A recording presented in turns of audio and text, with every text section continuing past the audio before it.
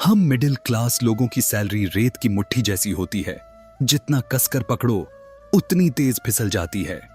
Salary account में आते ही EMI याद आती है, फिर किराया, मोबाइल बिल, राशन, पेट्रोल और अचानक कोई शादी, कोई मेडिकल खर्च, कोई इमरजेंसी। महीने के बीच में बस एक सवाल घूमता है, अगली सैलरी कब आएगी। हम मेहनत पूरी करते हैं, टाइम पूरा देते हैं, लेकिन पैसा कभी हमारे लिए काम नहीं करता। हम पैसा कमाते हैं और पैसा चुपचाप हमें छोड़कर चला जाता है। लेकिन क्या जिंदगी बस इतनी ही है या इससे बाहर निकलने का भी कोई रास्ता है? एक छोटे से शहर में 3 दोस्त रहते थे, विजय, शुभम और आकाश। तीनों ने साथ में पढ़ाई की, साथ में सपने देखे और तीनों का एक ही सपना था, अमीर बनना।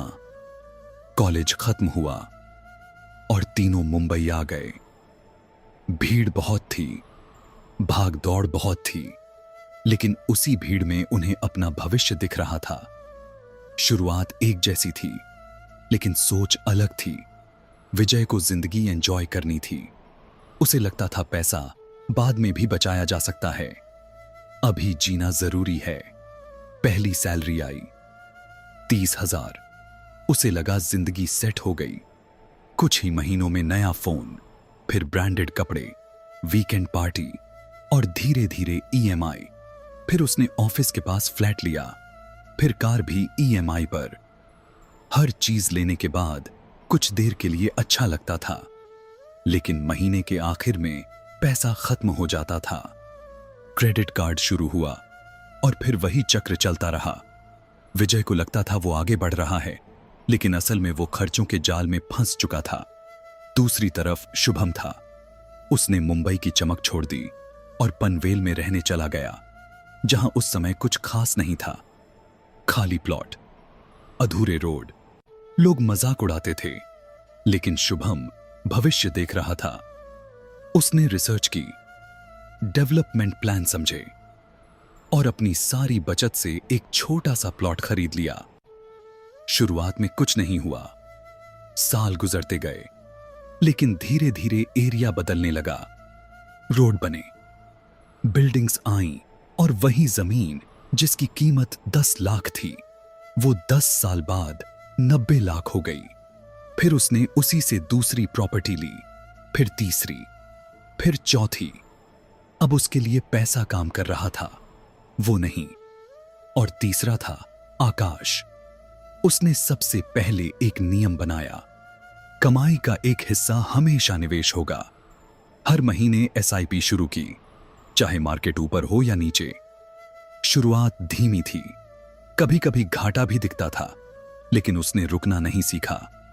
हर साल अपना निवेश बढ़ाता गया और साथ में नई स्किल्स सीखकर एक्स्ट्रा इनकम भी बनाता गया। जो भी एक्स्ट्रा कमाता सीधा निवेश कर देता। धीरे धीरे उसका पैसा बढ़ने लगा, पहले थोड़ा, फिर थोड़ा ज्यादा, और फिर एक समय ऐसा आया जब पैसा खुद पैसा बनाने लगा। यही कंपाउंडिंग है। शुरुआत में सब कुछ धीमा लगता है, कुछ खास नहीं हो रहा ऐसा लगता है, लेकिन अंदर ही अंदर ताकत बन रही होती है, जैसे एक प्लेन रनवे पर दौड़ता है।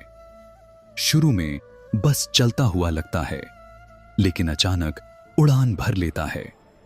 पैसा भी ऐसा ही है, अगर उसे समय दिया जाए तो वही पैसा कई गुना बढ़ जाता है। यही 7-3-2 का खेल है। पहले 7 साल कुछ खास नहीं दिखता, अगले 3 साल ग्रोथ तेज होने लगती है और आखिरी 2 साल पैसा रॉकेट की तरह बढ़ता है।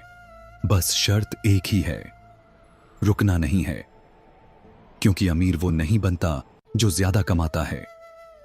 अमीर वो बनता है जो अपने पैसे को काम पर लगाता है और समय के साथ उसे बढ़ने देता है।